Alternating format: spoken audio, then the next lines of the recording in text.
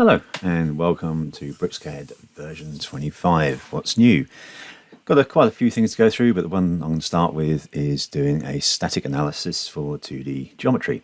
So here we've got a little pump assembly open, and I just want to check the central shaft here just to make it strong enough. So what we can do is open that in its own window. So we can normally come down into the browser, open a copy. I've already done that, and we've got the component here.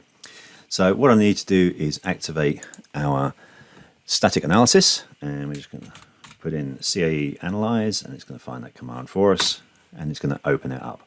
It's now going to ask us to select the entity we want to analyze, so we're going to click inside the boundary of that component, and it brings up the 2D analysis control window. So here we can change things like thickness, Young's modulus, yield, etc. I'm going to leave everything pretty much on the defaults just so you can see the functionality. So the first things we need to do is either add a load or a support. So we've got a choice between point load or a linear load. We'll go for a linear load to start with, and I'm just going to snap automatically to these endpoints, and it's going to place our load in for us. We can choose the direction and we can choose the force. So we're just going to make that 50 newtons and click OK.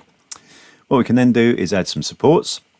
So I'm now going to add a linear support at the bottom here, and we'll add another one on the main shaft. So we're just testing the bottom area of the shaft.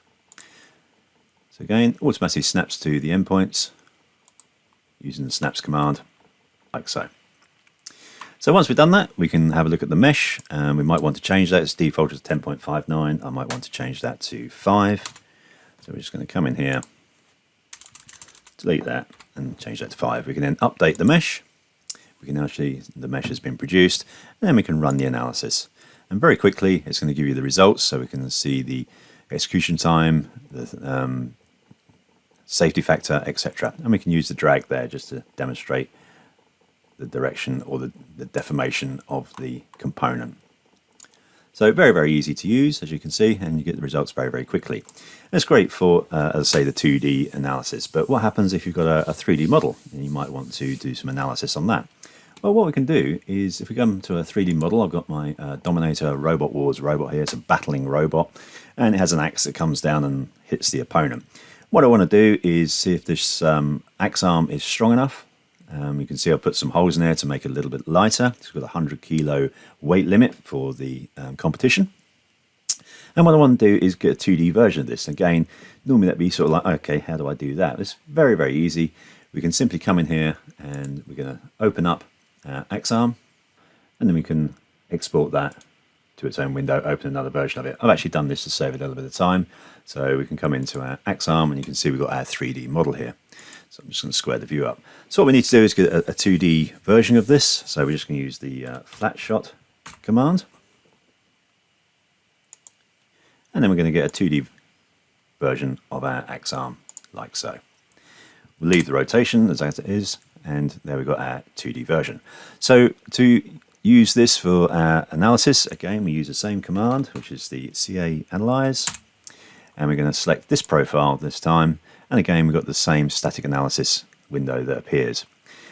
Here we can add our loads and support. So I'm just going to use my point support here, and it would normally be locked down around that bolt hole or where the drive shaft goes through. And we can add another point support, which is where the axe actuating arm is going to be forcing against the inner bore of the hole there.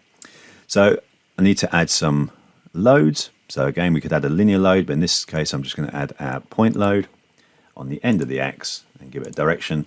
And this time we're going to make that 4,000 newtons. It's obviously quite a powerful machine. Once we've done that, we can calculate our mesh. And again, we can change that mesh size if we want to. It's going to say it's 10 millimeters, and then we're going to update that mesh and then run the analysis. Straight away, we can see our results, and we can use the displacement factor to show how that's going to flex, and it's obviously going to give us a dimension in there as well. But we can see where my holes are to lighten my axe. This is going to cause me a problem and possibly a stress fracture there. So hopefully you found that useful, and see you in the next video.